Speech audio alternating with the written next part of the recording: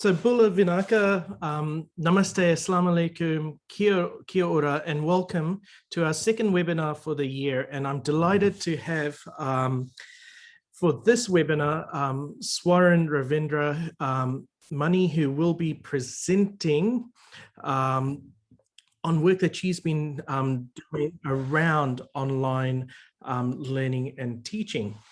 So Swaran's been involved in the training of industry and academic programs, as well as consultancy and research in ICT related areas at the Fiji National University with the National Training and Productivity Centre. She also has substantial international experience with partnering with universities such as the University of West Indies, where she served as an exchange lecturer for undergraduate and postgraduate programs in ICT.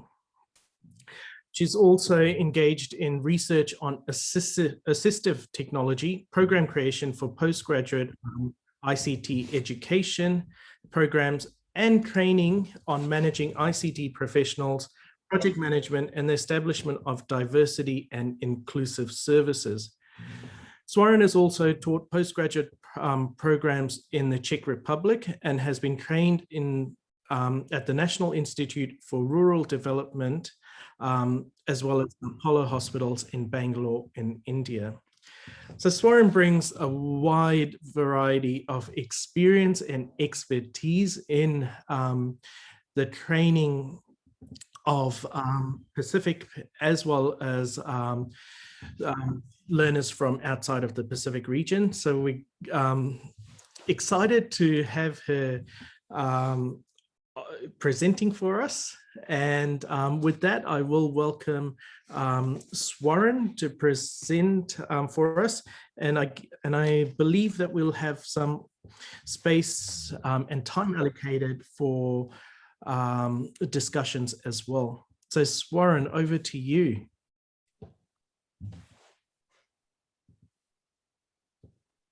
Hello everyone, I hope you can see me. Yes, can you hear me? All good. So Bula from Nandi, Fiji. I'm certainly most excited to be a part of this webinar today. So thank you, Dr. Mohammed, for inviting me. And I can see some of my colleagues online as well. I can see some of my students. So it's indeed a pleasure to join you today. I think we'll just give a couple of minutes for the others who are still joining. I'm getting some messages from some colleagues and some students who are interested in joining. All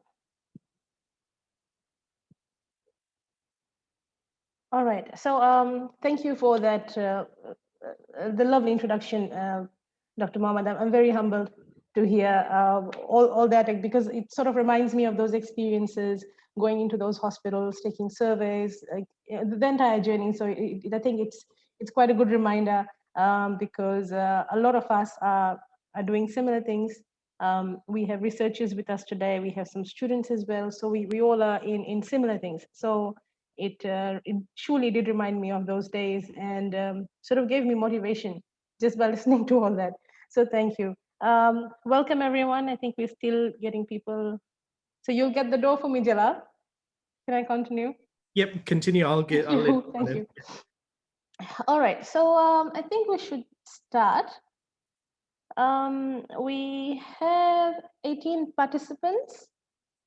How can we introduce each other? Would you like the participants to just maybe type out something, or very quickly just switch your cameras on? Let us see who you are. A quick hello. Hi,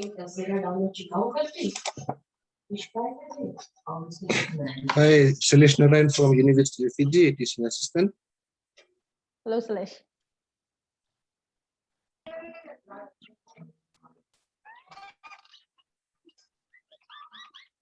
Hello. Hi, Wafa. Hi, this is Wafa from Nosori, Fiji. I'm in a containment zone, so working from home. It's very nice to see you guys here. Likewise, likewise.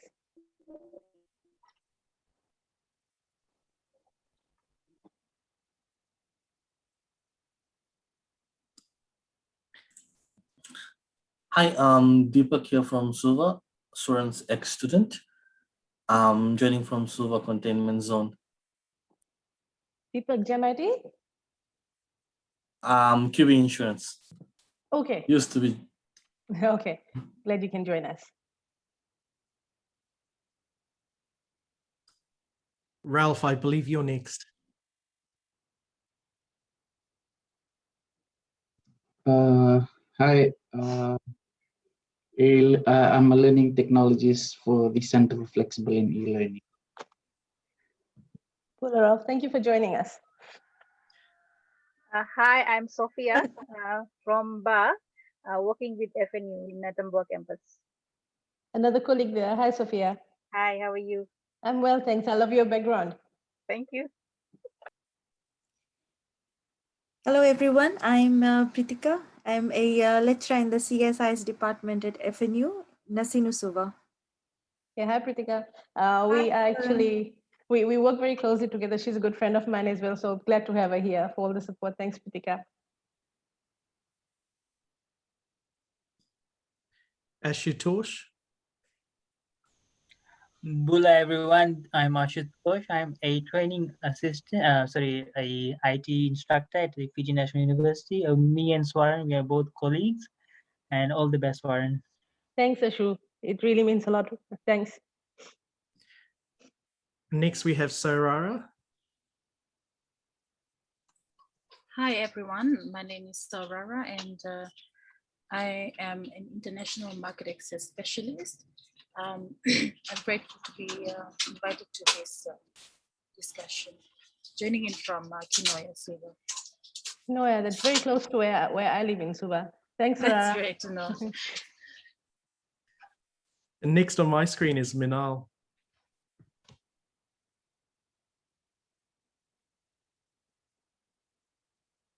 Okay, I think she's reading something there. Oh, Minal, I need a dentist badly. Thank you for joining us, Minal. You know, FNU is so big. You know, we have so many staff, so many students. I've been with FNU since 2006. I still don't know everybody, which is quite a shame. So thanks for joining us, Minal.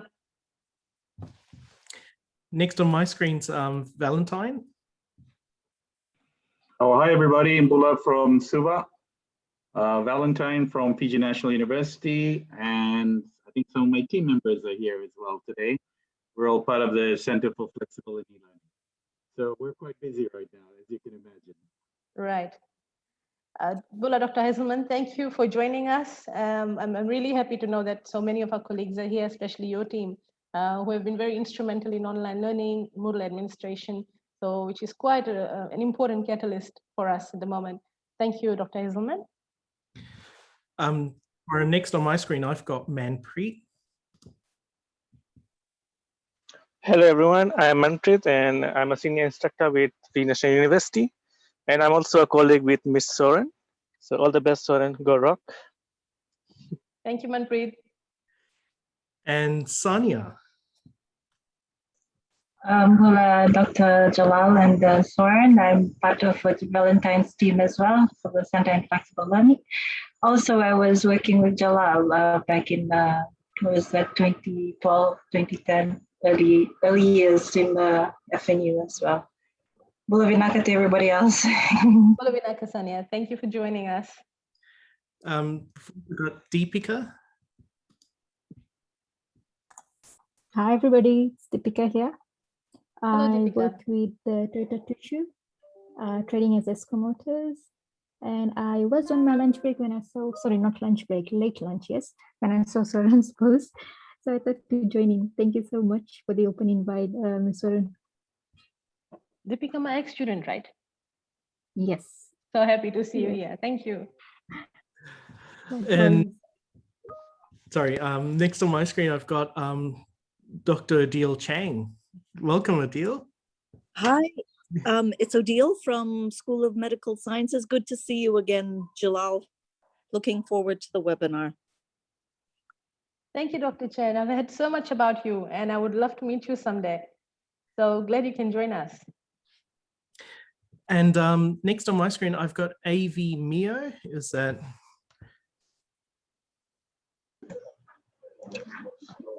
Bula, Dr. Jalal and Swaran. I'm Alena Mel, and I'm with Dr. Valentine from the Center for Flexible E-Learning here at FNU in Suva.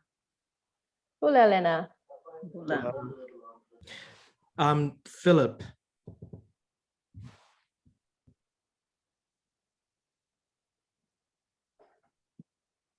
Well, we don't seem to have Philip. He's just dropped out. Did I miss out anyone? I think he's a student at USP. Right. Yeah. Did I miss out on anyone before I introduce myself? I haven't introduced myself. So my name's Jalal, and I convened this network, and I thought of this idea as we headed into lockdown last year here in Auckland. So I'm based in New Zealand. And I thought it would be good to kind of share ideas around what we're doing, especially in the Pacific and for Pacific students. As Sania mentioned, I was at the Fiji National University probably about a decade ago now. So it's good to see a lot of familiar faces, and I will look forward to learning from Swaran and her experience today. Okay, thank you very much. So let's get to it now. I hope you can see my screen.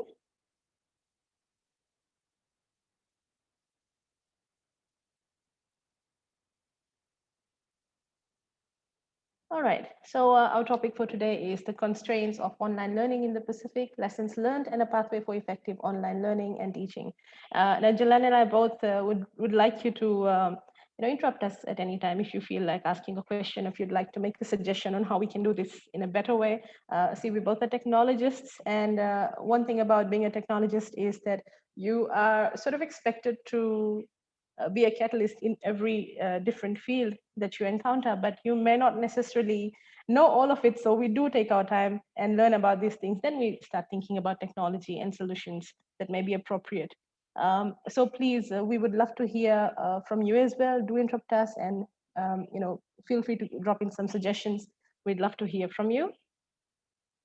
So I work at Fiji National University since 2006, and I'm part of National Training and Productivity Center, conducting trainings and consultancies. And as Jalal had mentioned, I'm currently pursuing my doctorate studies in information systems, specializing in assistive technologies. So it's just a little about me, and this is, sorry, just a moment. Okay, so here is just a summary of what we will be discussing about today. So we've introduced each other, so which is great. If anyone joins us later, it would be good to just have a quick intro with them as well. So we'll talk a little bit about learning styles, and then we'll also talk about how education has changed over the years, how training has changed. So when we talk about education, it's not just tertiary education, which I believe most of us are into.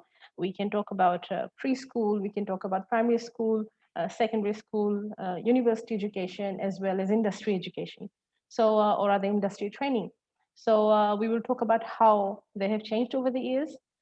Some of the challenges that I feel that we have in the Pacific, I would like to share a report with you as well. And then we'll have a Zoom out session where we can just go grab a cup of coffee, and then we can come back.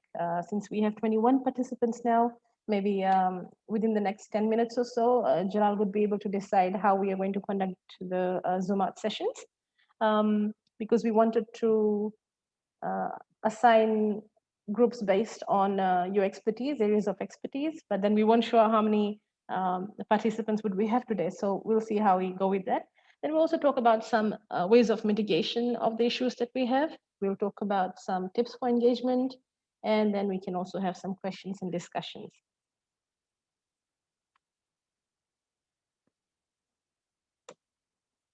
Okay, so these two terms, I think majority of you are familiar with it. I, to be honest, was not entirely familiar with this. Reason being, again, goes back to being a technologist. In the field of ICT, no matter what field you choose eventually, I mean, ICT has become an integral part of every discipline in the world. And for that purpose, it becomes very important for us to go back and learn what the field is about. So I just thought I'm just going to pull out these two simple definitions. I've got some references at the end. Let's remind ourselves what the field is about, right? Pedagogy, education method in which the learner is dependent on the teacher for guidance, evaluation, and acquisition of knowledge. And contrary to that is andragogy, refers to the methods approaches used in adult education and directed towards self-actualization, gaining experience, and problem solving. My role is as such that sometimes I have to combine methods from here and there and see what works best. I just thought I'm just going to take us back to the WAC model and see how it has evolved over the years. So first we have the traditional one, which is just basically talking about the four types of learners, the ones who learn through visual aids, right? The auditory ones, reading, writing, kinesthetic, right? Then we've got an addition to that called multimodal, whereby we know that learners may not feel that one particular method is the game. They might think that there are certain things that we're learning which might need a bit of attention in all different ways. So you may have to apply some practical skills. You might also need to apply some theoretic skills. And this is something that my students do all the time because I teach diploma in network engineering. So our students are expected to learn about theoretic concepts, and they also need to know a lot about practical concepts where they have to engage themselves. And there are times when we need to combine certain models.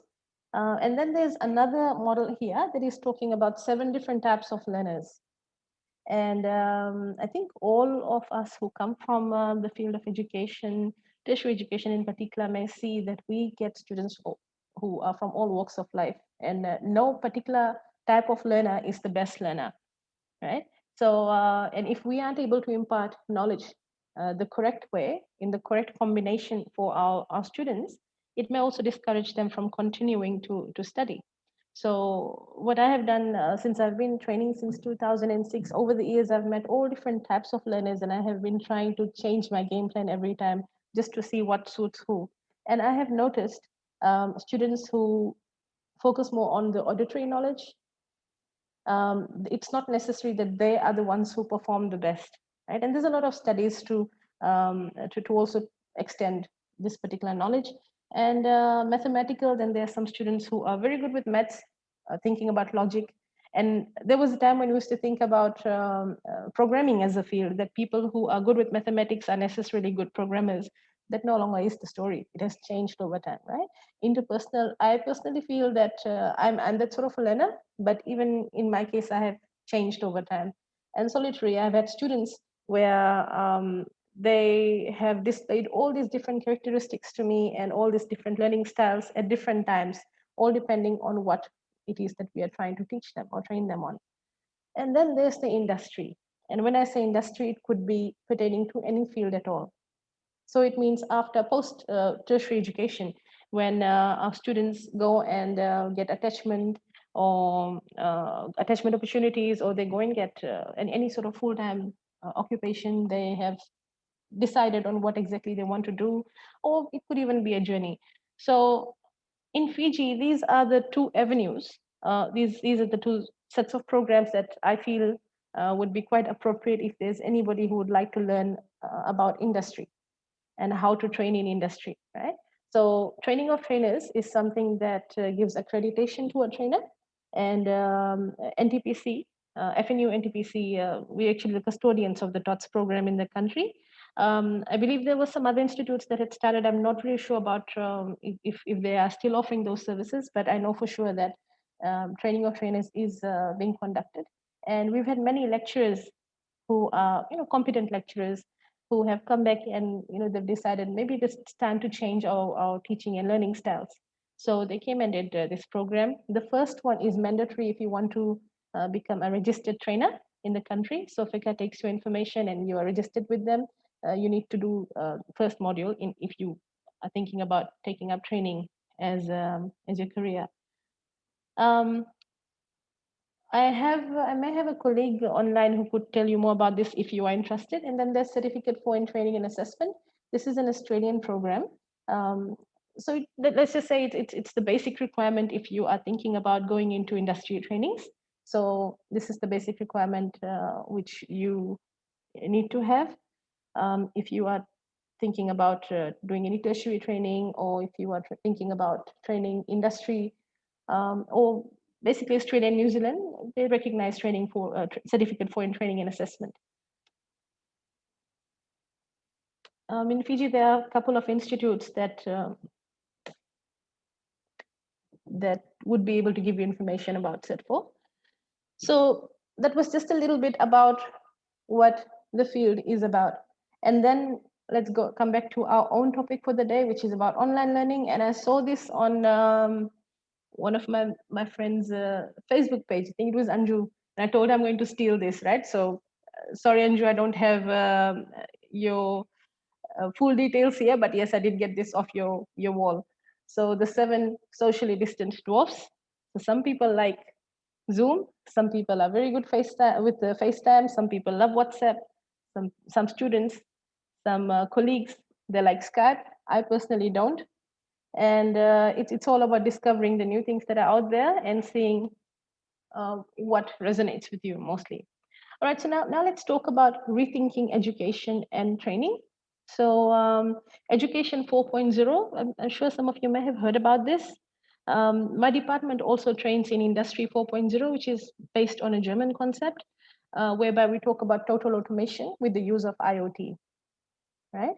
I believe in Fiji, we were already somewhere around education, suppose 2.5 or 3. And we have done quite well. The Pacific has done quite well where the Industrial Revolution is concerned. And a typical example would be our own students at NTPC IT. I think Manpreet and Ashutosh would agree that our students are quite tech savvy, and we did not have too many challenges trying to put them online during the pandemic. In most cases, it was business as usual for us. So if anyone would like more information about this, I'm happy to discuss with you after the presentation. And then there's inclusion. When we talk about inclusion, it's not just about inclusion of those with impairments and disabilities. We talk about inclusion in terms of gender, all genders, right? Not just 2 or 3 particular ones that we may know about, ethnicity.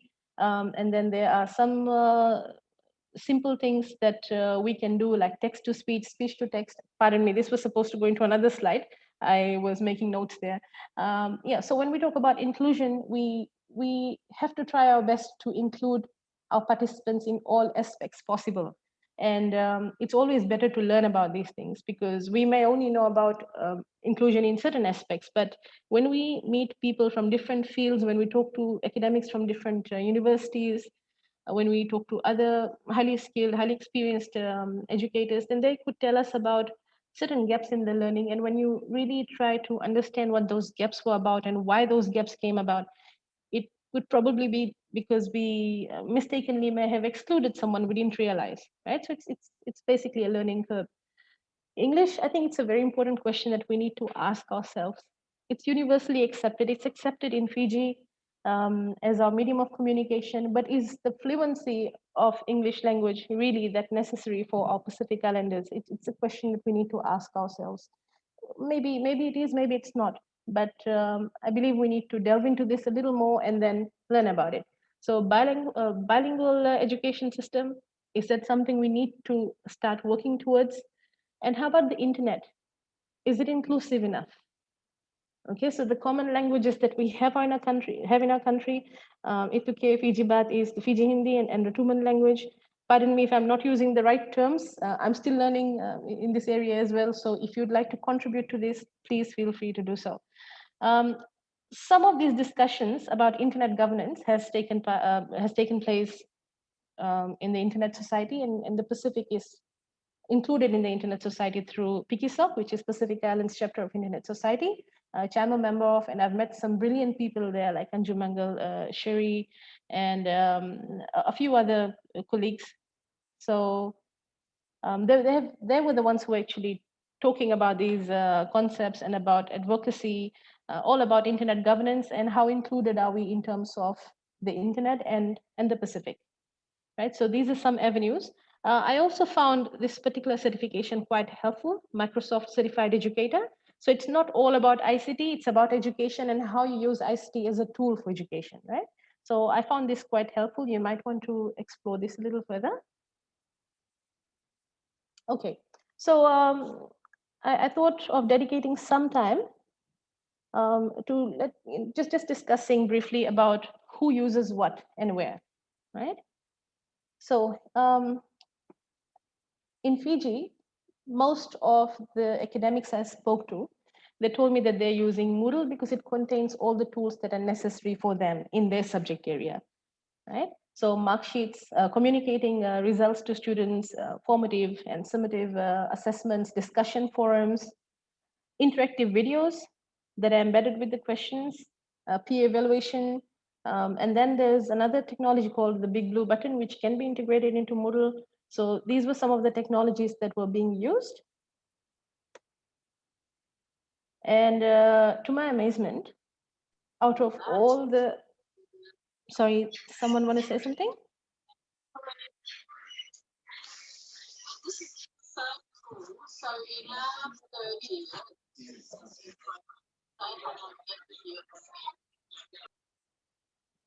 Okay, so to my amazement, out of all the academics that I spoke to, and I've spoken to some in the West Indies, I've spoken to some in India, in Europe as well, it seems that the academics that I spoke to in Fiji use more tools than I had initially anticipated.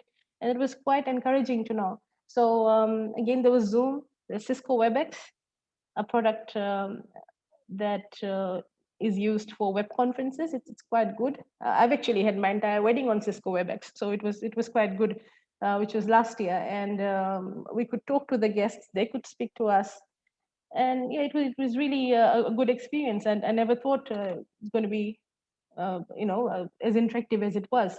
But we found that quite helpful. Then we've got Microsoft Teams. I personally am not a big fan of Microsoft Teams. I like Zoom better, but it all depends on what your team would like. And then there's Skype. I believe it's slowly phasing out. Edmodo is a free software that we have been using for our year 1 students. It's very similar to Moodle, but well, it's free and it does not take too much of internet resources. However, there are just certain things that I personally like to share on Edmodo, like discussions, bulletin boards, quizzes. But because it does not belong to FNU, I don't put anything there that is the academic property of FNU. It's more of a discussion bulletin board for my students and I. Then we've got Cisco Packet Tracer. This is quite a good tool. I've got some demonstrations by a student later on. So we've got vendor-specific softwares like Microsoft Visio, and then we've got LibreDraw, which is something that you will see part of any of the Linux products. Then we've got VMware, VirtualBox, Microsoft's Virtual PC. In the field of IT, we try our best to have 3 solutions for every business problem, just in case one of the solutions that we personally vouch for may not be the best fit for an organization or for a particular student. Then there's GNS3, right? And there's a whole lot more here. There's Wireshark. And I would personally say if there's any particular software that you are trying to teach and your students don't have that currently, encourage them to just to download the free trial, which may be active for 30 days. And then you can think about something else later on. There's heaps of softwares out there that are safe, that are secure, and they are also free. So you can experiment with all different ones. There was one academic in particular who told me about using Python compilers. Some of you might be using that as well. Okay, then there are some issues. Biggest issue was internet, or reliable internet, so to speak. So some of the academics have been recording the Big Blue Button sessions for their students. And they've also been using additional technology like cloud solutions. So what they've been doing is recording the sessions and putting them up on a cloud solution like Dropbox. And then students can download them and access them later. But then there are some softwares like Clinometer apps, anyone who is studying geographical sciences. So I think it's very easy for us to say, yes, let's just go go back to online modes because we had done it last year. But then there are certain fields who suffer because it's not the same as being in a lab or being out in the field. But there are some things we can still do to mitigate them. Right, so that was about Fiji. Right. The universities in Australia and New Zealand, a lot of them use Moodle and EdSTEM. Right. Again, this is for coding, so mostly for software engineers, and some also using Blackboard. And Zoom has become, I think, the #1 choice for most of the educators that I've spoken to. Then I've got some testimonies here as well. One particular educator has told me that as the facilitator, having access to the student's machine and assisting them with the coding errors, they found this quite helpful for themselves. There's a program called TeamViewer. I think some of you may have used it before. I find TeamViewer quite helpful because it allows me to go directly into the student's document and make changes while they are watching me. So it's similar to Zoom, but it does not have major security issues. Well, none that I have heard about or read about till date, but it's quite good. And you can use it on any different network. You don't have to be on an academic network or an university network. You could use it for anybody. I've used TeamViewer for my students who have moved on. I mean, they've migrated and they've taken up other fields of study, and they were stuck with assignments. So I directly went into the document, read the sentences, helped them restructure the sentences. So I found TeamViewer quite good. One of the major challenges is, especially when teaching STEM related subjects, is that a student's machine, when I say machine, it may a computer or a gadget, so to speak, may not meet the specification requirement to run the application. Right. So this came from someone who teaches the Visual Studio for programming. So as soon as they launch the software, the gadget freezes and they're not able to complete their work. And it's mostly because of lack of memory space. Okay, so the West Indies, the Caribbean region, they use these softwares, and I think it's very similar to what we have already seen being used in Fiji. In Europe, they mostly use custom-made information systems, so they don't quite encourage the curriculum to be put on any public domain, right? So they don't want to use Zoom all the time, and they've been discouraging programs that were not specifically designed for them, right? Especially because they're quite big on inclusion, which I believe is very important. So they try to make their own information systems, and they also ensure that all the students have the gadgets that they need. Now, I know that in developing countries, this is something that we cannot expect, well, at least not yet, right? So I will share this presentation with you, so you can search up anything or any of the solutions that I've mentioned here. So some of the negative experiences, the internet connection, internet connection, misunderstanding, especially when there are different languages. So this came from Czech Republic, in fact, and Masaryk University in Czech Republic, they have students from all over Europe and even outside of Europe. So the academics that I spoke to, most of them told me that they had some issues in language because English is not their first language. So they found that a bit of a struggle, but they are still, nevertheless, they continue because they're still under lockdown. They don't quite have a choice at the moment. Motivation, it's a little difficult for them to motivate the students, especially because looking at the screen continuously, social deprivation, headaches. I remember when we started off with full-time online teaching last year, I used to get a lot of migraine attacks, and eventually I had to find my way around it. And then there are some positive impacts as well. You don't have to dress up and go to work. You don't have to sit in traffic. I compiled this slide just to show you a little bit about what some people or some organizations are doing in terms of including students with impairments, disabilities. This one in particular is about including persons with visual impairments. So I have compiled an Excel sheet of different solutions, and if they are open source, if they are free and open source, or if you have to purchase the product, and if it's compatible with or interoperable with your current gadgets, So I have a list of all that information, and if you're interested, I'm happy to share them with you. Okay, I think this is something we ask ourselves all the time. It's pretty much similar to having a seance meeting, where you 5-10 minutes is just gone into asking, are you there? Can you hear me? Can you see me? So these are some limitations.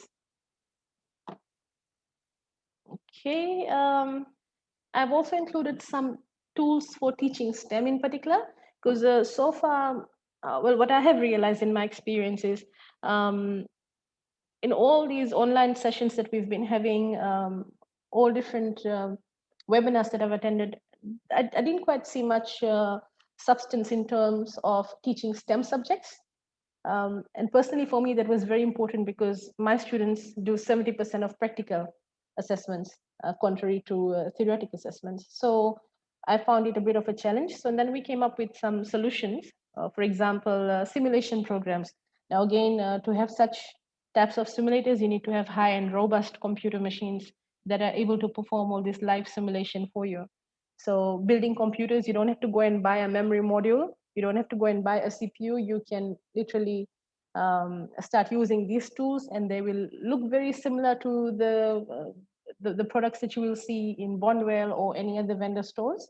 So these are some free ones, and then some other STEM simulator programs.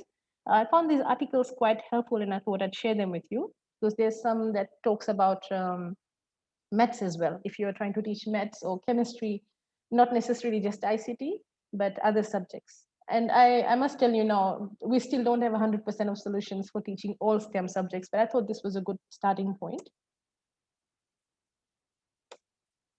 Okay, so just before we go and grab a cup of coffee and have a, just before we can assign you into groups to have a Zoom out session, is there any question? Anyone would like to ask a question? Anyone would like to say something? Please unmute yourself and go ahead.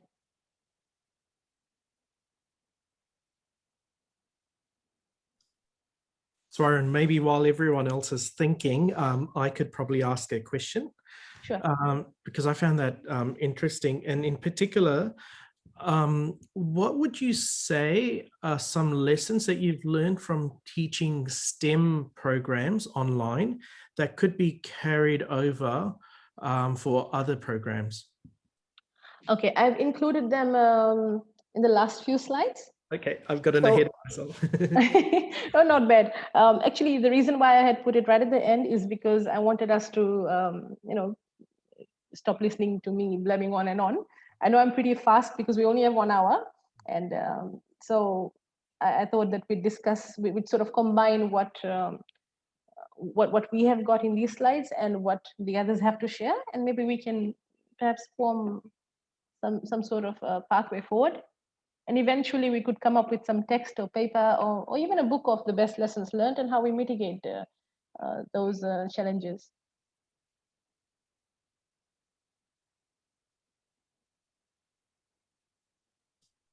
Thank you, Swaran. Interesting so far, Valentine again. Yeah, that's one of the things that my team and I, and the Center for Learning and Teaching Enhancement, Dr. Deepak's team, have been asked a lot by teachers and instructors. Granted, we've got the strategy to defer all the practical-based lab sessions, till we can actually interact in person and then focus on theoretical teaching online.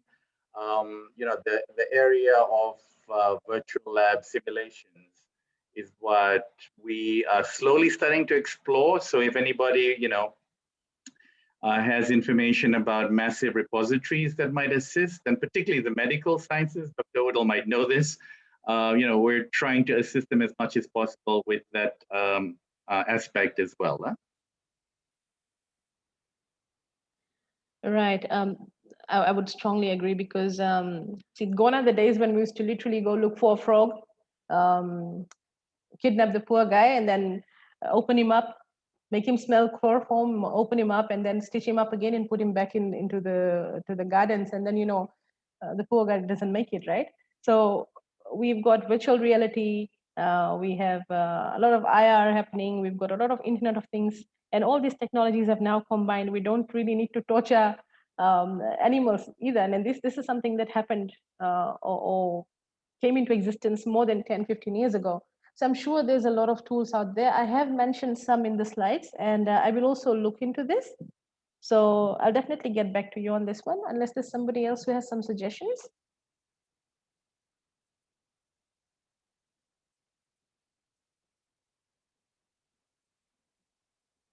No, then can we go into the breakout rooms now? Yep, sure. I'll create those breakout rooms.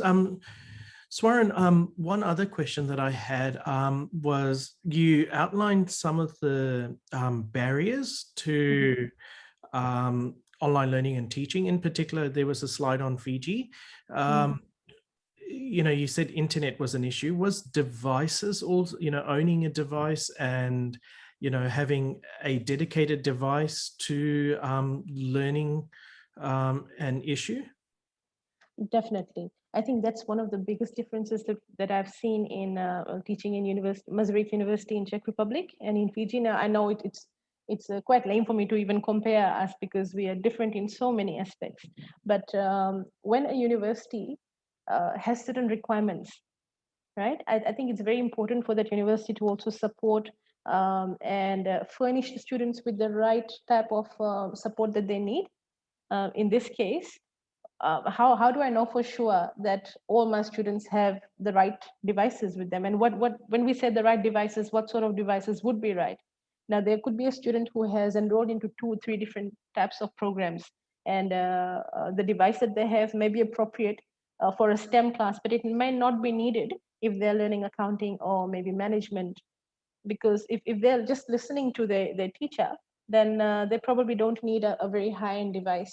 So maybe one solution could be that we incorporate that at a subsidized price. We do have some discussion on that in one of the slides as well. And there's a report that I'd like to share with you. And we can probably talk more on that and see if there's something we can come up with together. Swaran, can I add something there? Sure. Actually, Dr. Jalal, I've been conducting some research on the type of devices that the Fijian students have at the universities. And depending on the sample for each survey, usually we can say that about 70 to 80% of the students, they have the devices of their own. But once again, when we look at these devices, there are a variety of them, like some have desktops, some have laptops, and many of them say they have smartphones. But smartphone has an ICT device, and for learning subjects like programming is, I think that doesn't go well with programming because students face issues when they're doing programming subjects. So from the surveys that we have conducted in the universities in Fiji, I can say yes, that's a major issue that we have together with the internet issues that exist here in Fiji. That's true. And as I did mention earlier, I think there's a lot of room for more research. And it's so important to know if those devices, when we say if they're the right devices, then right according to what is it that they're trying to learn? And is it fair, you know, on the students for us to ask them to have a certain device only because we cannot provide them face-to-face classes at the moment? So that is a discussion that we could further delve into, right? I think that's a great point, Swaran and Pritika, because when we went online last year during our lockdowns in New Zealand, that was one of the questions that we were also asking ourselves. And believe it or not, even though you'd consider New Zealand a developed country, we still have students who did not have a device or did not have a device that they could use for that could be dedicated to their studies. So it meant that, you know, when we went into lockdown and there was a household of 3 or 4 kids, you know, they were sharing 1 or 2 devices between them. So it was something that we had to consider when we were going into our lockdown and going into teaching fully online. That's very true.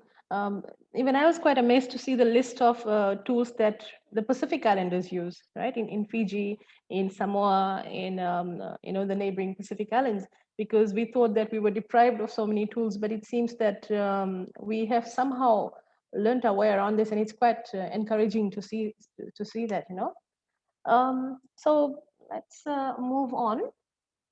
So ICT techies, how do we do it? We actually have a student of mine online. So if he could just do a very quick demonstration of what he has been up to. Jashneel, you still with us?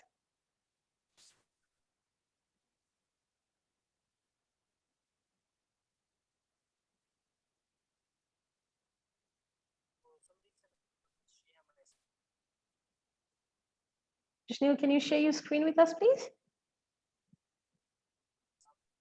I cannot share my screen.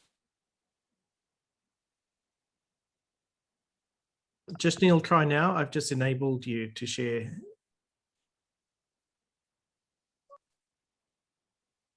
So I'm just still currently a student in Fiji National University.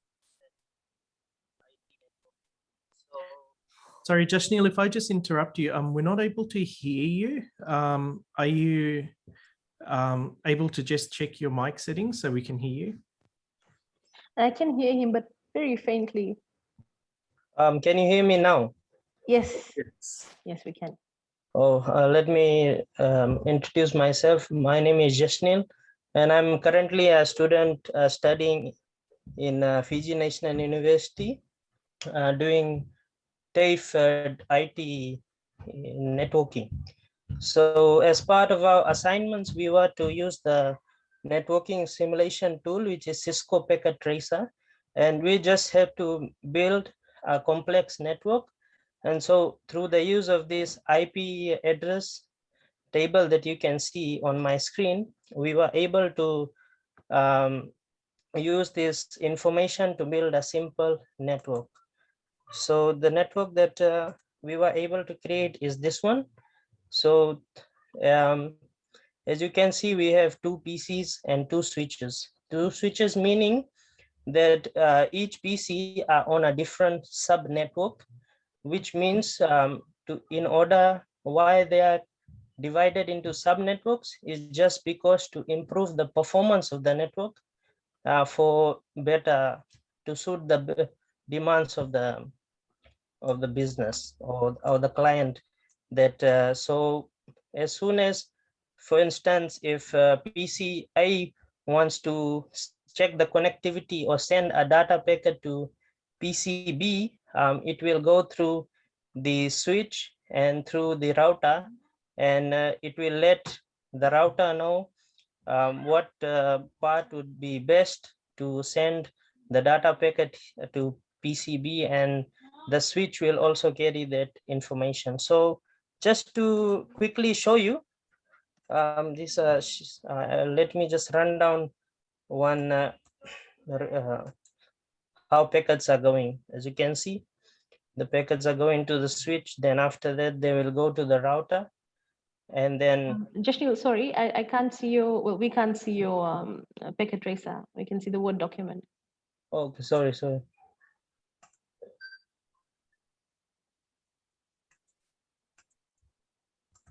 Can you see now? Yes. Okay, as you can, let me do that again. So as you can see, we have two PCs with two switches. So these two PCs are on a different network, sub networks. The reason being is to improve the performance of the network, and we will see how basically how data packets are transferred between the PCs in a complex network. So let me just play this. So as you can see, the packet is traveling to the switches, and from there it will communicate to the router, and from the router, because of the IP route, it will decide what's best route to send a data packet to its destination. Thank you very much, Jashneel. So this is a very simple example of how we use simulation programs. This program is called Cisco Packet Tracer.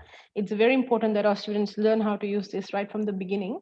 One of the reasons why we've been using this is even before we were hit by the pandemic. Now, IT equipment, they are sold. They're sold for somewhere around thousands. You could buy a switch that is $20,000, $10,000, $15,000. So we cannot spend so much on devices just to learn, right? If you have a look at the screen right at the bottom, we've got different types of routers, different types of switches, and it tells you exactly how you're going to, or exactly what the device really looks like. So you can use simulation and you can select the right type of medium. If you want to use fiber optics, you can use that. And then it also creates an environment to do a bit of trial and error. So you don't have to literally kill the frog, right? So what we do here is we just see if this particular schema will work. And if it does, we make changes here. And if we feel that this is right, then we can go and deploy such a system at the client's premises. It saves us a lot of money and a lot of time. Thank you very much, Jashneel. Thank you.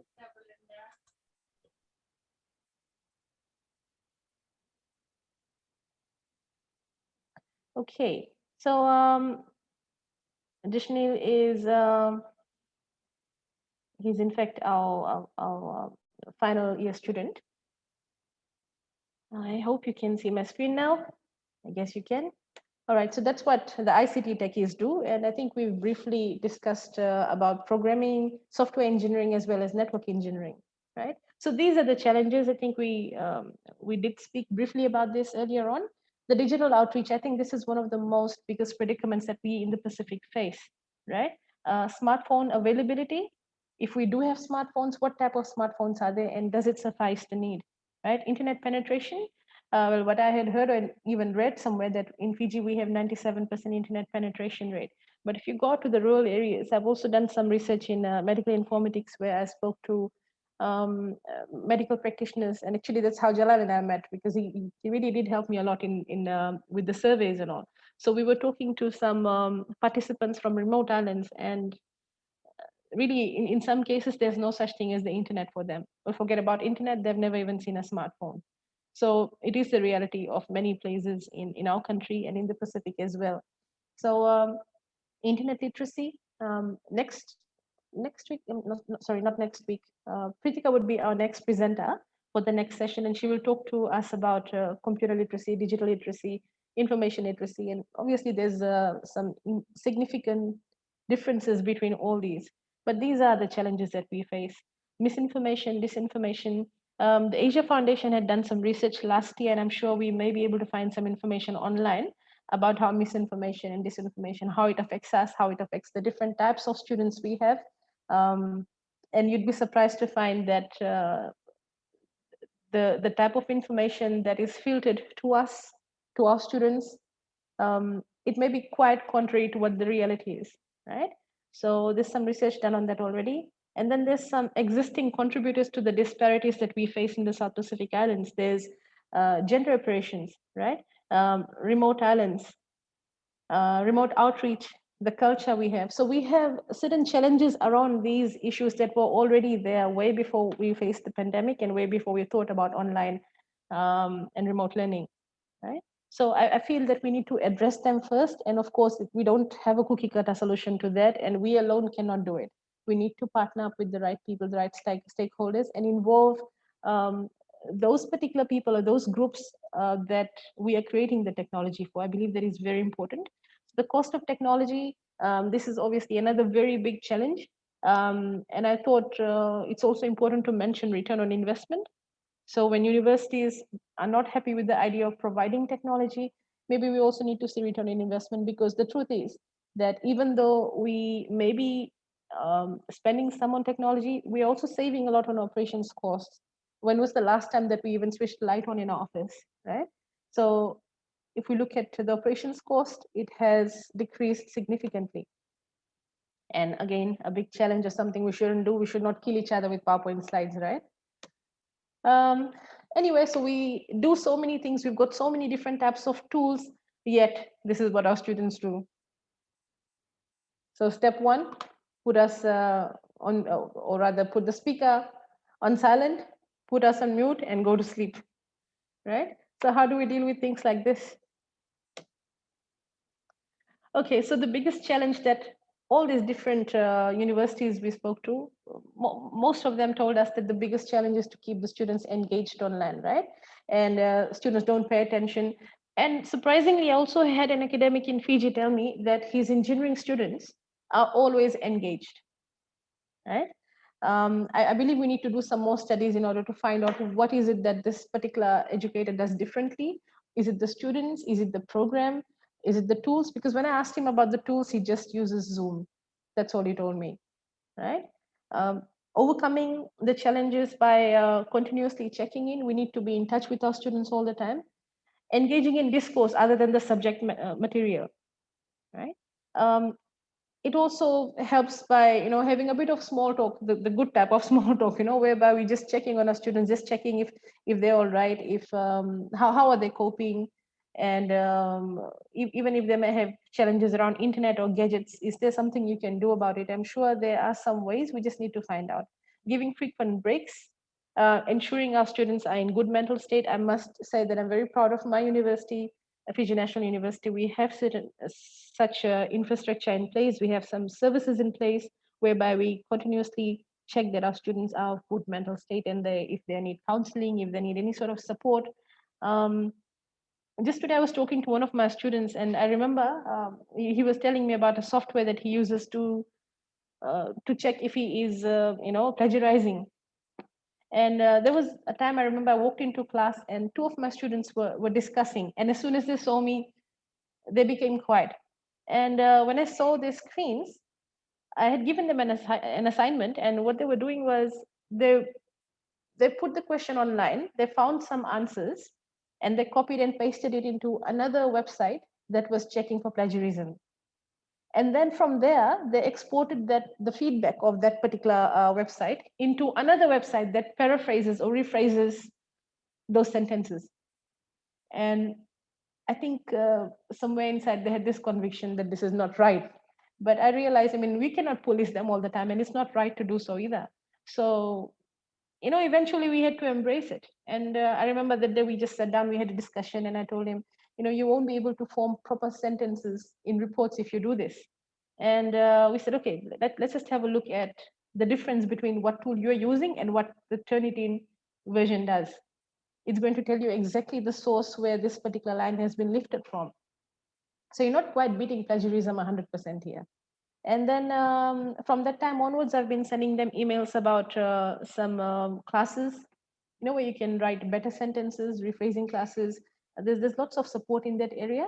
So my university is quite good with that, I must admit. And students have started to use those avenues now. So which is a bit of a consolation.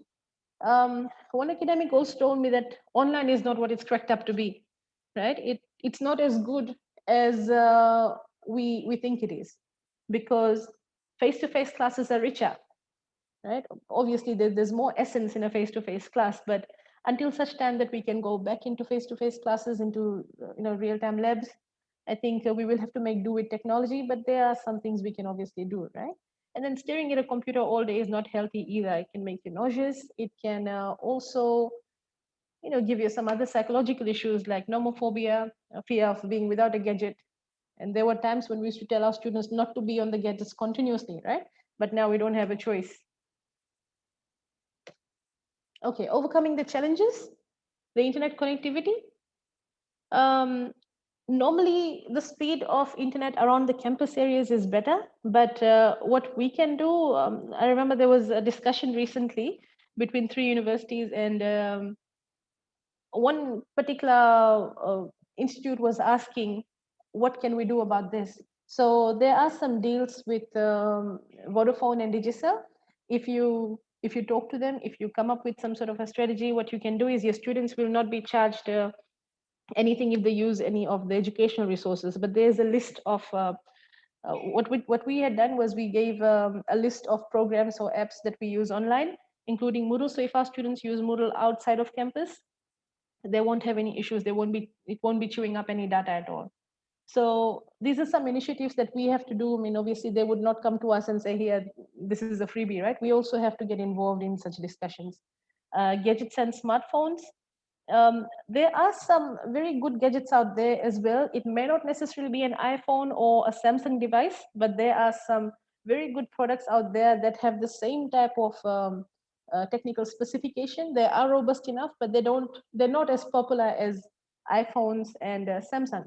So there's some devices out there. Even the Chinese market has quite a lot. Countries like like Hong Kong, Korea. If you go to these countries, you'll see, I mean, there are certain areas where you just walk into that particular lane and you'll see someone is assembling a smartphone that works as good as a Samsung S20, but it is not a Samsung device at all, right? So I think we need to also start exploring other avenues, don't just be vendor specific. Home environment, it's quite challenging to have a set timetable. I face this as well. My sleeping, waking up routine is all messed up. So we face it as educators. It's quite stressful for us as well. So we can only imagine what it's doing to our students, right?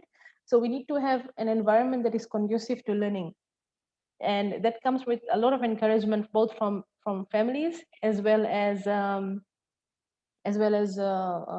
own colleagues, right? There are times when I feel I'm not up to it, and I ask Manpreet or ask Ashutosh, would you be able to do this for me, please? And they're happy to do so.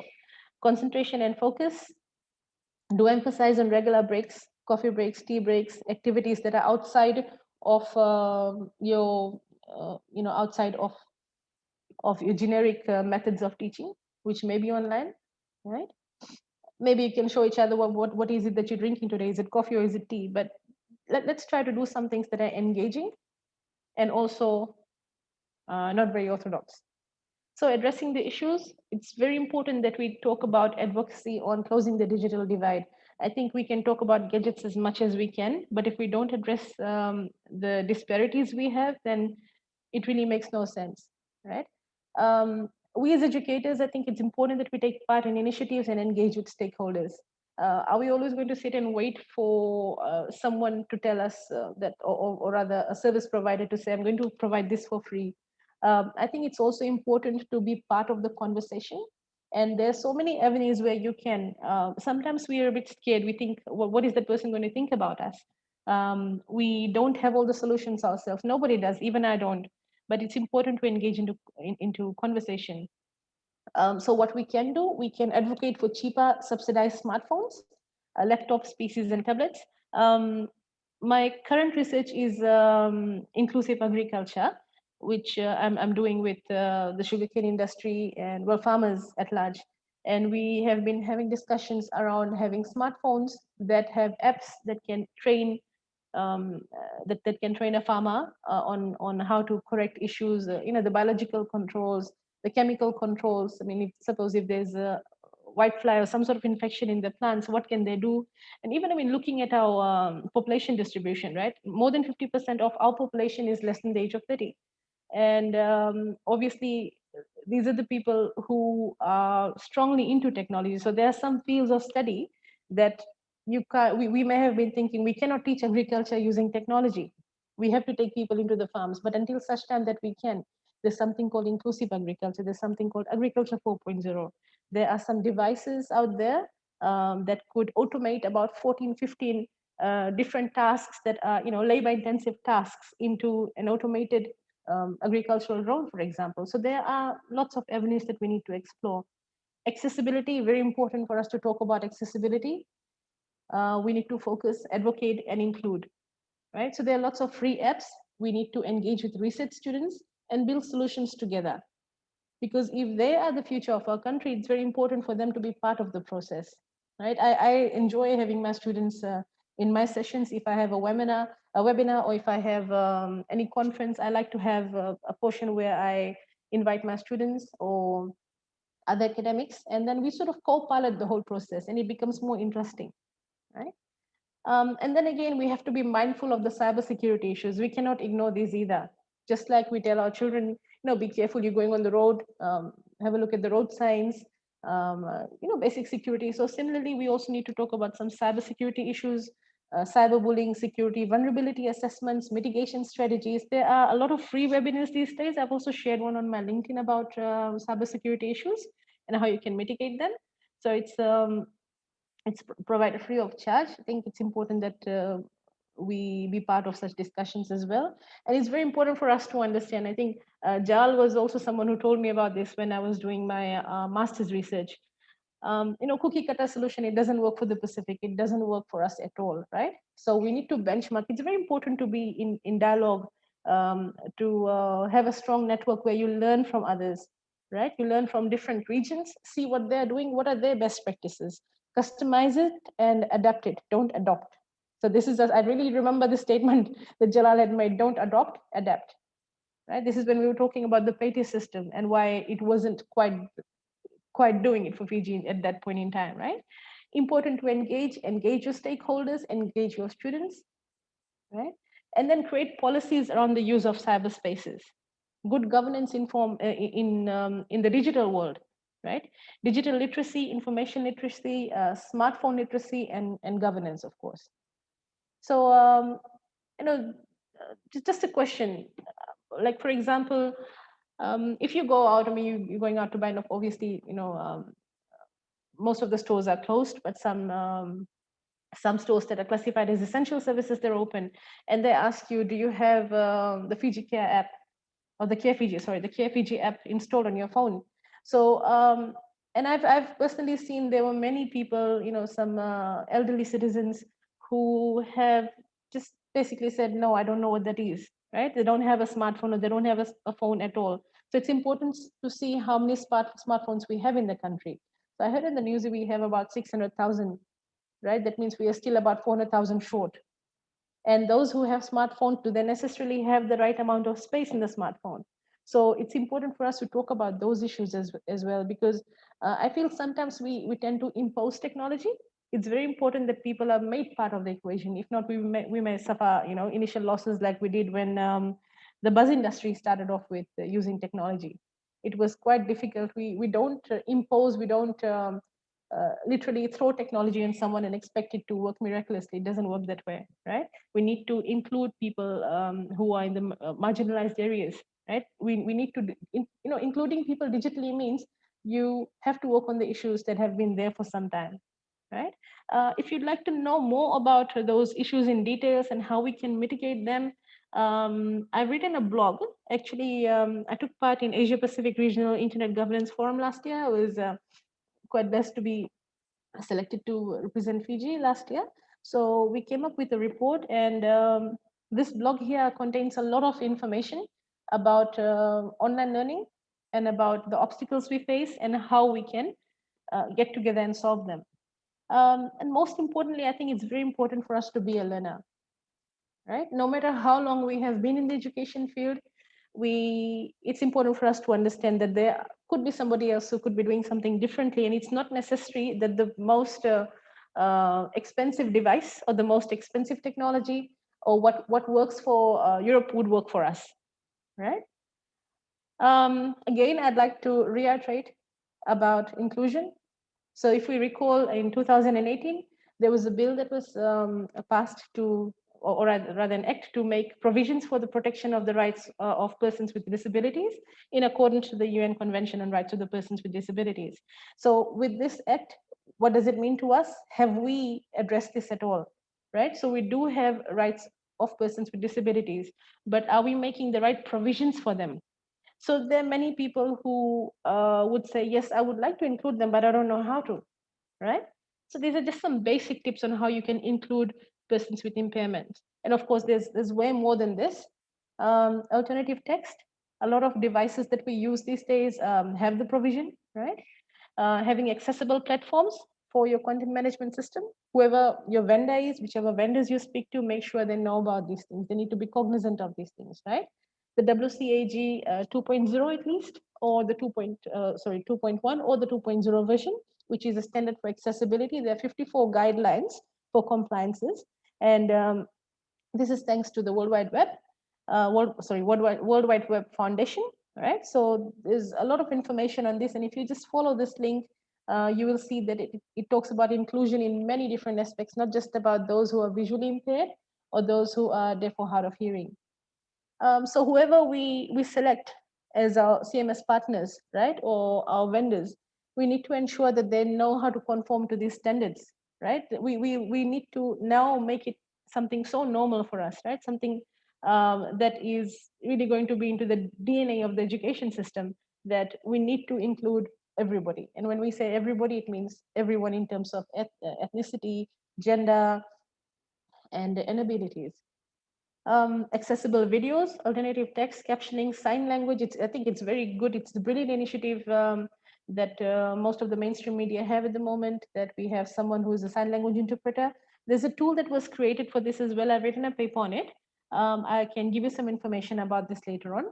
And adding audio description. I mean, if Netflix and those OTT solutions can have it, why can't we have it for our education system, right? So what we need to do is close that silent gap. How to engage interaction? Slido, I find this quite interesting. We can create live polls, live questions and answers. Sometimes people are not comfortable asking questions out loud. Then at least they have the liberty to ask those same questions, but be anonymous, right? We need to learn those tools that we talk about. So there's so many tools. I personally feel that, we've come to an era where information rich, but still knowledge hungry, right?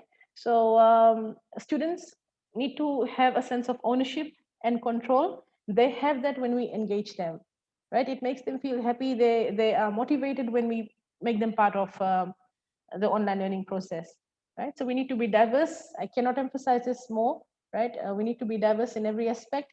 And we also need to be a storyteller without sounding too boastful. It becomes too boring when we only hear about one person. And I sort of feel guilty when I do this. And I sometimes feel that we do tend to do it, but we don't realize, right?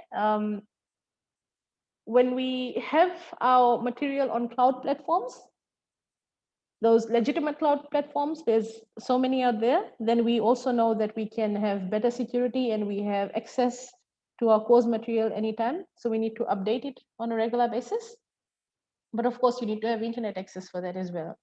Assign co-tutors, partners, industry experts, and encourage accountability, confidence, networking, stakeholder involvement. Try to involve everybody who is in that industry that you are teaching, right? Have industry speakers. You will also, somehow foster a good relationship with them, and your students will eventually have some avenues for industrial attachment if you do that right from the beginning, right? So your students, whatever subject area it is that you are teaching, it will become visible to those same industry experts. They would potentially become the employers later on. So it's always a good thing to engage those industry experts. And we need to help students, nurture those instinctive motivation. And these are some of the things we can do. And I'm sure if we have more time, we can talk about many other things that we can do. I'm sure there's so many other things you're doing, and I'd love to hear from you as well. So the bottom line, for successful online learning, you need smartphones and tablets, PCs or laptops, right? And they don't need to be vendor specific. There's always open source options which are free, right? And we can also buy products that are, hybrid products that you can create yourself, engage your students in such projects, right? They can be your community projects. I always do this once a year. We do a collection of laptops which are donated from here and there, and I try to get my students to install open source softwares in it, and then we distribute it into the community, whoever really is really in dire need of that sort of a support. So that also makes your students feel like they're part of some community work, some community project. It can also go into their CV before they graduate. So these are some of the things we can do, and let's not just be too vendor centric, right? And let's not be very close-minded where solutions are concerned. There are engineers out there creating new solutions all the time. Connectivity, internet connectivity, again, this needs a little more dialogue than we currently have. Very important to include the stakeholders, and maybe in some cases we might need to have some satellite solutions, right? So if we don't talk about these things, they will never happen, right? And software, it seems out of all these different academics I spoke to, it seems that a lot of them are using Zoom, and they pretty much like Zoom. But as I had mentioned earlier, the STEM programs continue to be a challenge. But to address that challenge, we need to address the disparities. Okay, so I think I'm almost at the end of the presentation, and I'd like to take a moment to acknowledge my colleagues, some of my ex-colleagues, people who I do research with or people I've worked with, and they're at these different organizations around the world. and they were happy to share some information with me today and over the last week. And most of them are on LinkedIn, and if you're willing to be in touch with them, or if they are willing to be in touch with you, I'm happy to do the introductions. All right, so here we are right at the end of the presentation. And if you have questions, please go ahead. Thank you, Swaran. That was fantastic. It was great to hear from that ICT perspective about what's needed and required to deliver good online courses, and also your experience around delivering online training for STEM programs. So sometimes, as someone delivering or designing courses and delivering them, I sometimes don't consider those ICT elements. So it's great to hear about that. Maybe what we'll do, I know you wanted to have a discussion and we didn't get into the breakout rooms, but maybe open up the floor to any questions and comments, and would love to hear what you're doing and learn from you as well. So anyone, just unmute yourself and ask away. Or Thank you, Swaran, Ms. Ashutosh. I think one of the challenges I think you have already did put in your presentation was we have these online tools that we use to teach the students, right? But a challenge becomes is like, okay, if we are for example, we're using Moodle, right? And the first step there is we have to teach students how to use Moodle first. I think you might have experienced that, is to where they have to go and upload their assignments, or where they have to go and look for their notes and everything, and how to answer the quiz. Even with packet trace, I think the first thing that we have to do is with challenges that we have to teach them the concepts or the softwares first before we can go into the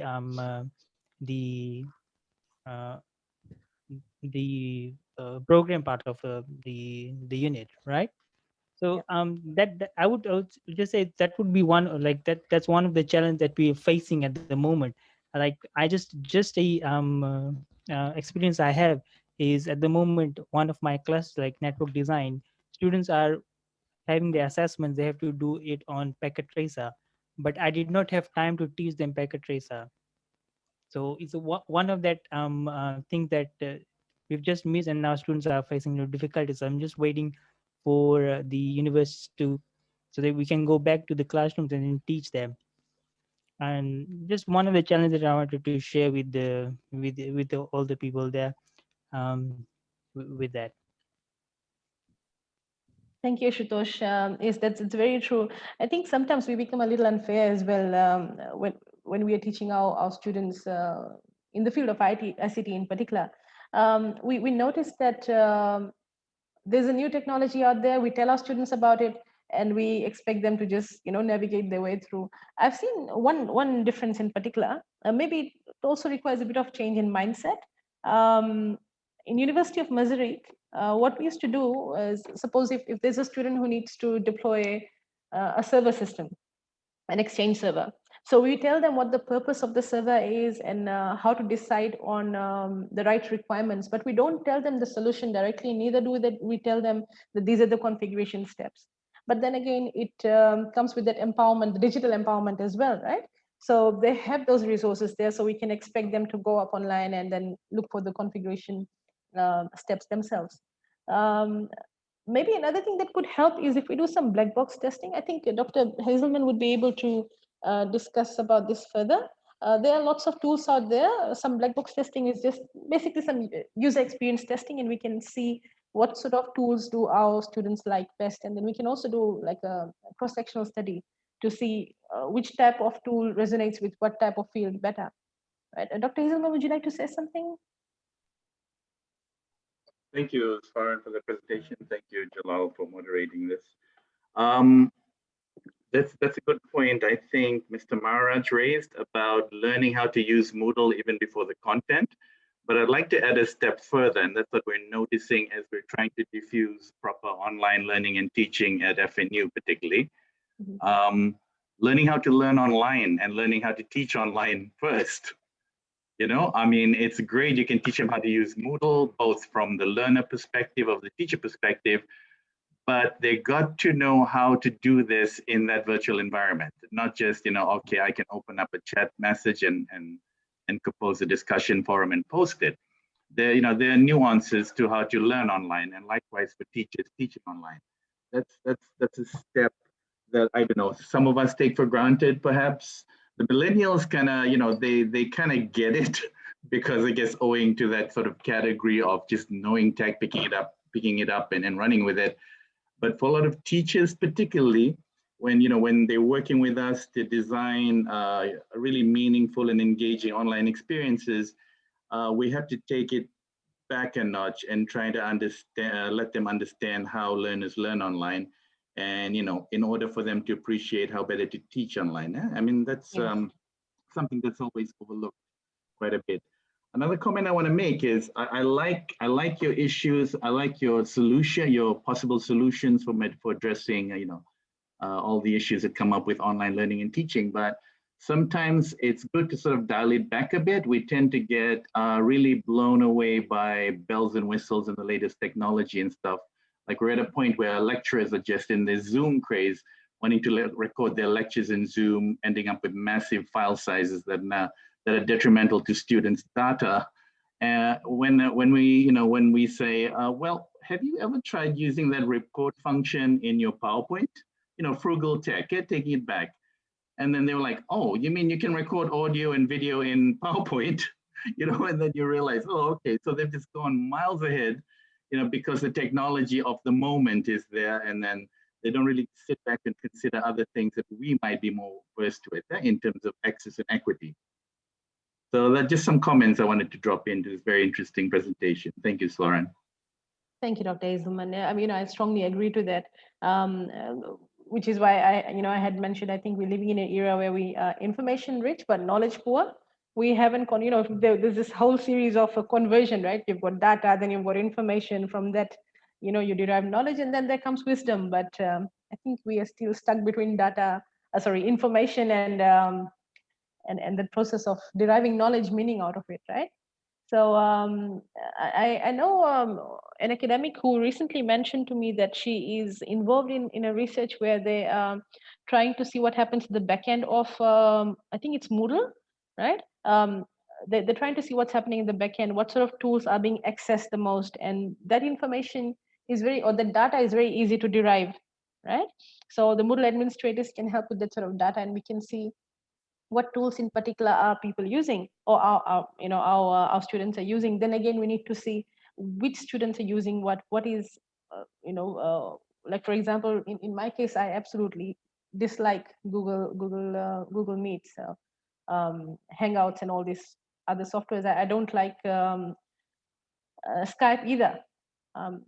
So for me, Zoom works better, and I also want to be able to go right into a student's document if I need to. So I like TeamViewer for that purpose, right? So it all depends on who likes what. And I think it's very important to have that sort of a study done. And I think also as the educators, when we are building new courses, I think that is what we are doing with, I think, Swaran, is seeing how we can offer these programs online as well. Yes. How will your new program will fit online? If something like this happens, like we go into lockdown and you have to offer that course, and how you will be able to do it online. So that's another thing I think the educators should put into their, if they are making a new course or something, how will they be able to present this course online? So that might help with the learning and teaching online as well. True, like we have a range of programs and consultancy programs as well. And recently we've been talking about how we're going to do this. I remember there was one we were talking about, ISO 20000, 2018, which is about ICT service management. And some of it may also include observing how a vendor is speaking to their client, or what are the procedures that they employ. And it's quite difficult to examine such things online. So, I think it's also important to be realistic. We don't have a magical solution that's all online, right? But on the same token, there's a lot of technology out there When we talk about inclusion, for example, like you've got Amazon, and the Echo device. It talks to you. It literally talks to you, and it does things for you. So you ask them to go, you ask it to go online and search for a particular document, or give you information about the weather, or if there's a new technology pertaining to a certain field, it's able to give you that information all online, or it just speaks to you, right? So it's also important to make technology that is inclusive without harping about it, right? For example, there could be technologies that does not even require you to get up and do anything. And that can be used by someone who blatantly refuses to get up and do something, or someone who literally cannot because of a certain impairment as well. So technologies need to be designed in such an inclusive way, whereby the word inclusion is no longer just pertaining to physical or mental inability. Is there anybody else who has a best practice that they'd like to share with us? Maybe something we need to start doing? Soren, if I could comment, it was very interesting to hear Valentine and Ashutosh comments. I think when you're designing for a technology enhanced learning environment, don't consider the tools. That shouldn't be the starting point, because when you start thinking about all of these tools, all of the bells and whistles, as Valentine put it, you get kind of starstruck and starry-eyed about these things, and you forget about the basics or the underlying pedagogical principles. So consider the pedagogy, make it strong in terms of engagement.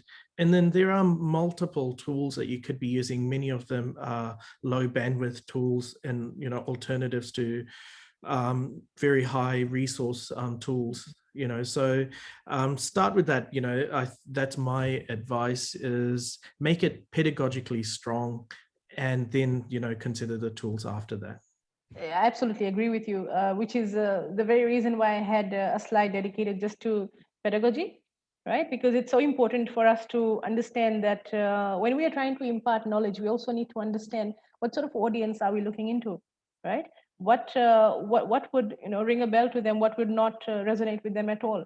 So it's so important for us to go back to the basics and understand that. So technology is a catalyst, right? It is an enabler, but it's not going to do 100% of work for you. Just like PowerPoint presentations for that matter. You can use it as a tool, but the essence of the presentation is you and your knowledge, your experiences you bring with you.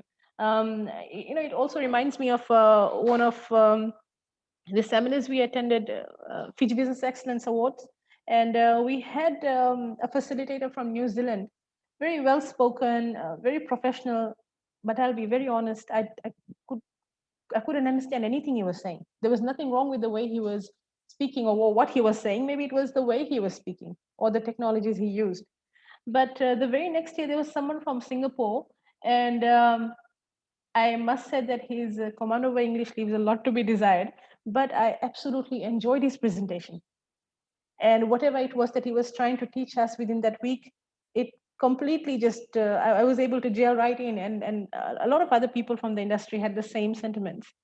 So when we talk about inclusion, when we talk about technology, we need to be mindful of all these underlying aspects as well. You've got to be what we say, a good teacher, but someone who's also a good learner. It's important for all of us to continuously engage in learning.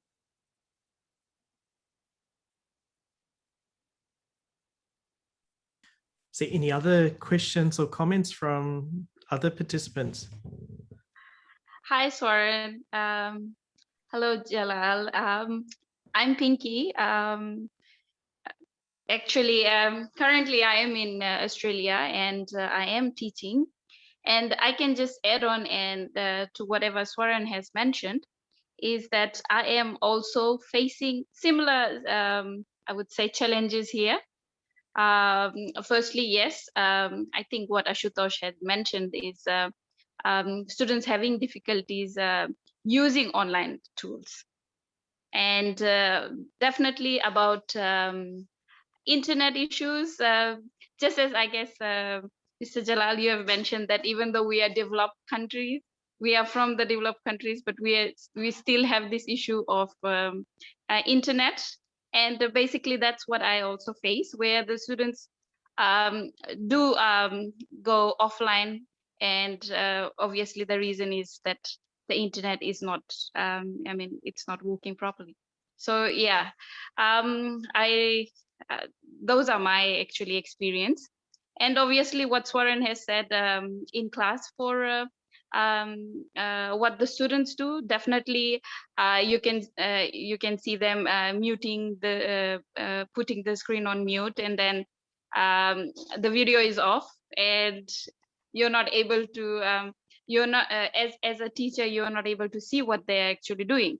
And basically the practice that we are following here is we are supposed to randomly take attendance of the Zoom screens, so so that the students are there online, so that we are able to see if they are with us. And obviously, yeah, trying to integrate a lot of activities in class. The institute that I am working for is currently providing all the staff's online professional development, so that we have a lot of tools to engage our students. So yeah, that's my experience. Thank you for sharing, Pinky. Anyone else want to share their experiences of teaching? I know you guys in Fiji are all online at the moment, I assume, because of the lockdowns. So how's it going, and what are you finding challenging, and what is working well?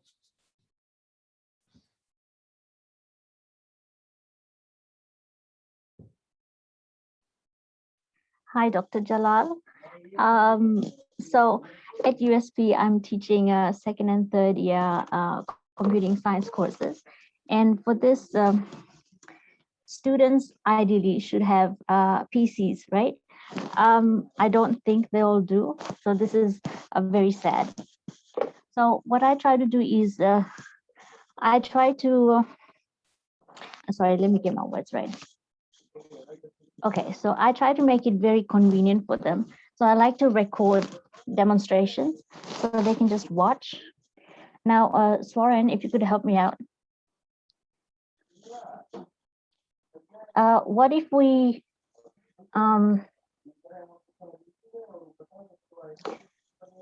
sorry, give me a second. I'll just get right back.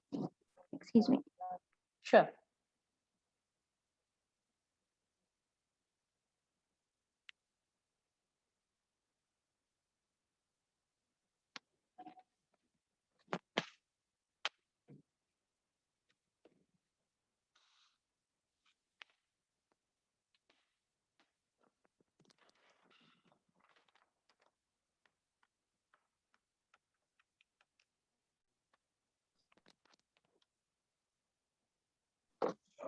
Okay, sorry, I'm back. So I was saying I like to prepare recorded videos for them so they can watch it conveniently, because I think that the young students that we have, they learn in chunks of time, like short chunks of time, instead of especially online, right? So it's hard to force them to sit down for hours with a computer if they can find it, first of all. But they seem to have their smartphones with them. So if I have short videos mentioning the content for the week, let's say, maybe summaries or highlights of the course for that week, then I would like them to ideally see them in short or small chunks rather than big lectures. Now I'm wondering if what you think about using social media for this, because I think young students that we have, whether they make it to Moodle or the learning platforms or not, but they seem to make it to social media, right? They check their Facebook and Twitter and Instagram. What do you think about creating pages or groups for courses that we teach, and then post little bits of content as highlights, just so that they are engaged with the course? What do you think?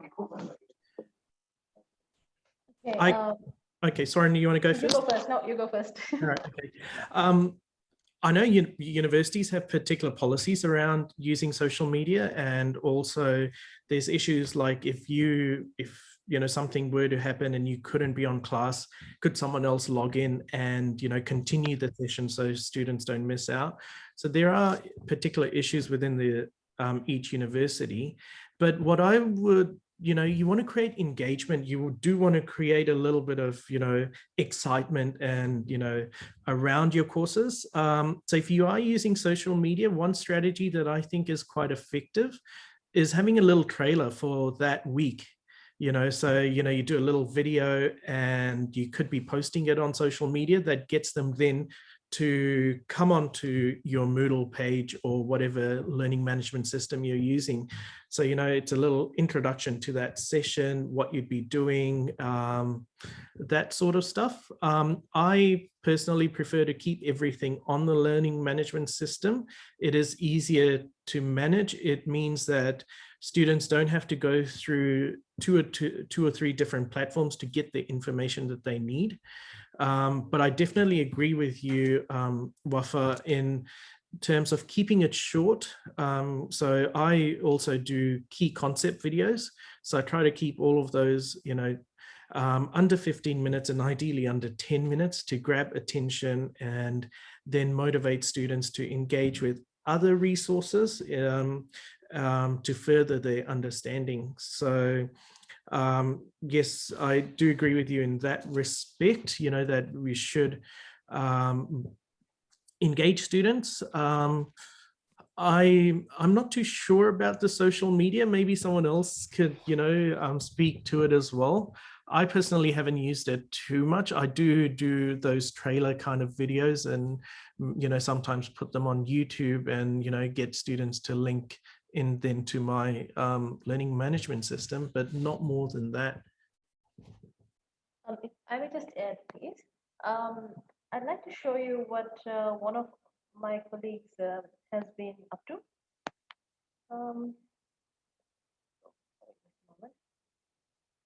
Yeah, so he has a YouTube channel and it has short videos. Like for example, if I show you this particular one, there's one that is just basically a recording of. Sorry, just a moment. Yeah, so there's one that's just basically a recording of the packet tracer activity. So if a student cannot download packet tracer on their computer or their phone, they use something like this.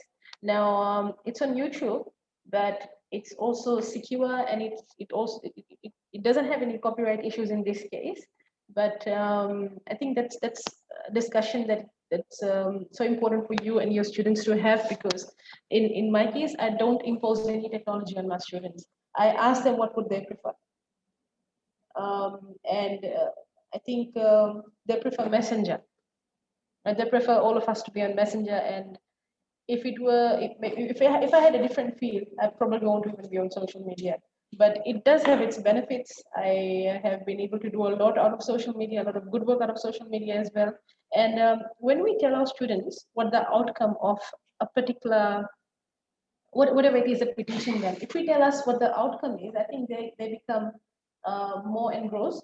For example, if we talk about open source technologies, and if we tell our students how open source technologies have the potential to to bring us out of difficult situations in those remote areas, or if it is lucrative, a solution for developing countries. And if you tell them right till the point where, for example, if I was talking to my students about using open source systems for EMRs, electronic medical record systems. And then we had examples around engaging high school leavers in a remote village and getting them to upload basic information about vitals, temperature, what the pressure of a person is. Suppose if they have any NCDs, any such issues. So how we can use telemedicine and how we can incorporate that with EMR. So if we talk about things, which is why I did mention about storytelling, it's important to use that as a technique. So when we use social media positively, or if they're able to see the impact of social media in a positive way, I think they become more engrossed in it. But when we talk about the policies around social media, I think Ashutosh should be able to also add onto this. There was a situation where we were writing ICT policies for an organization, and it took us about a couple of weeks to study the existing policies.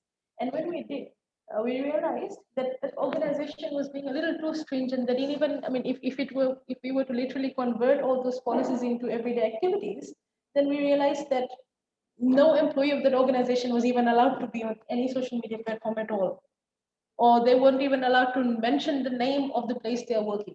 And if we start taking these things literally and convert them into actions, it becomes too stringent. So it's important to also ask our students about the technology they want to use.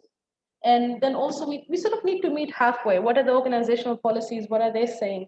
And what are the platforms out there? What do our students want? In our case, our third year students, Jashnil is one of them. We asked them if they wanted to use Edmodo. They clearly told us, no, we don't want Edmodo. We asked them if you want to use Moodle. They told us, no, we don't want to use Moodle. And we didn't have enough time to tell them, because they're TAFE students, they have to use a variety of softwares. So we had to, in some cases, we also need to listen to them. In some cases, we have, because Jashil's class, they have actually, they pretty much towards the end of the program now. But for our new students, they're all on Moodle. But we're trying not to impose, we're also trying to ask them what is it that they like. So you have to meet halfway. You have to see what the policies are. You also have to examine the technology properly, and then ask the students what they want and see what helps. So for one particular group, we have this YouTube channel where we have some short videos. And if they think it's too lengthy, then they have the choice of just, going to settings and playback speed. I do this when I'm watching, TV series, and I think there's a whole lot of pedantic talk. So what I do is I just go and change the speed here to 1.75 or 1.5, and that works for me. I think we have to continuously experiment with the things we have and learn from best practices.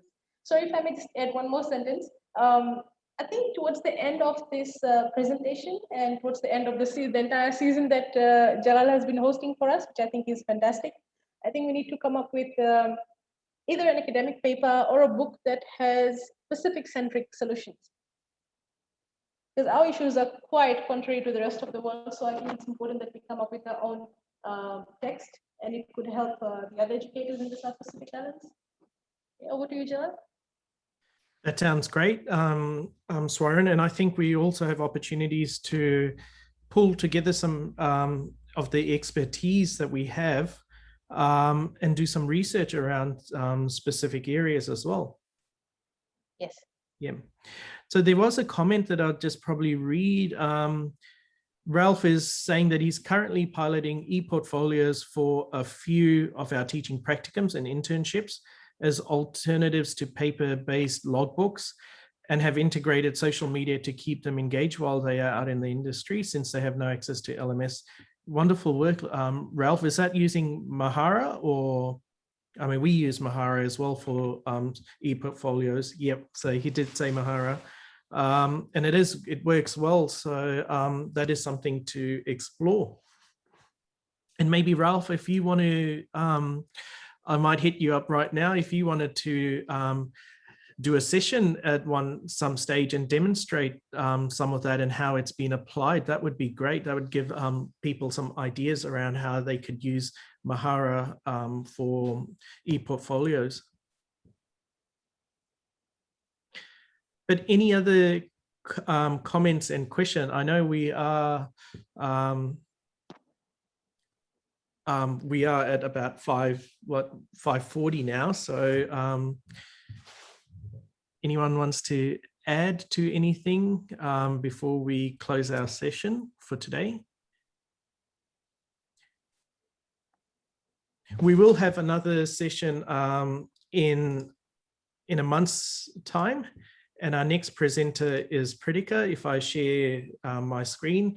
So Pritika will be presenting on Digital Literacy Initiative for the Pacific, and that is on the 15th of June.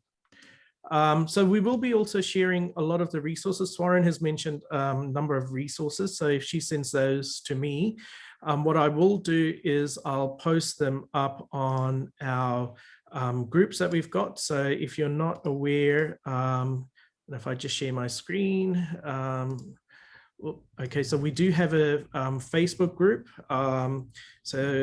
Recorded videos or recorded webinars go up here as well.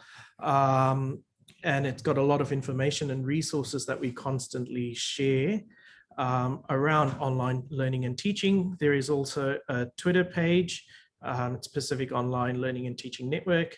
And I also put some of the videos on a playlist in YouTube as well. So if you haven't joined any of those, please do so. We will and would love for you to share resources, keep the conversation going around online learning and teaching in the Pacific. And as Swaran was saying, towards the end, we will also have a panel discussion, kind of bringing back all the presenters. So I'm planning that for November, and have a kind of a sense-making session where we can discuss some of the things that we have talked about over the course of the year and map a way forward for Pacific online learning and teaching. But thank you everyone for joining us, and thank you Swaran for that wonderful presentation. I'll post the video up on our groups. My pleasure. Thank you so much for attending, everybody. I think some have left because they did have some commitments and we didn't realize we are on to the second hour now. I think it speaks volumes about how important the topic is. Yeah, so, it's very engaging, Swaran. So, people stuck around. Thank you very much. I'm looking forward to learning from the rest of you. And yeah, let's talk. I'm on LinkedIn. I am on social media. So please do contact me if there's anything I can help with, or if there's anything you'd like to discuss. I think it's important for us to be the catalyst as well, right? It's not just technology, we need to engage ourselves as well. And there's some things, some discussions that won't move if we don't take part in it, because hey, we are the ones who have expertise in that field, not necessarily the decision makers all the time, right? So we need to work hand in hand. Thank you very much and have a blessed evening. Thank you, everyone.